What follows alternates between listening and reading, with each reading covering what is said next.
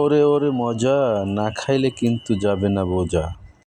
আজকে আপনাকে শিখামো বাসায় বসে কিভাবে মুড়ি মাখাইতে হয়। মুড়ি মাখানোর জন্য নিয়ে নিলাম কাঁচা জাল, শসা এবং পেঁয়াজ কুচি, সাথে কিন্তু মজাদার চানাচুর এবং ছোলা ভুনাও রয়েছে। শসা কুচির সাথে চানাচুরটাকে নিয়ে নিলাম, তারপর এটিকে সুন্দরভাবে মাখাই নিলাম। তারপরে নিয়ে নিলাম ছোলা ভুনা,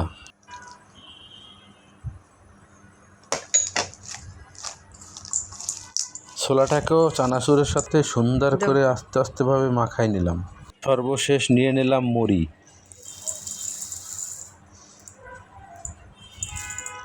আপনারা কিন্তু আমার মতন এইভাবে বাটি কাছাই কাছাই মুড়ি নেবেন। তারপরে মনে হইলো মুড়িটা একটু কম হয়েছে, তারপরে আরও এক বাটি মুড়ি নিয়ে নিলাম। তারপরে সব কিছু একসঙ্গে মিশাইয়া মাখাইয়া খুব মজাদার বানাইতেছিলাম। আমি এইখানে একটু সরষের তেল নিয়ে নিলাম, আপনারা চাইলে আচারের তেল অথবা মুড়ি মাখার তেলও নিয়ে নিতে পারেন। মাখানো শেষে টেস্ট করার জন্য আলাদা করে বাটিতে তুললাম। তারপরে খাওয়া শুরু করলাম সেই মজাদার মুড়ি মাখা।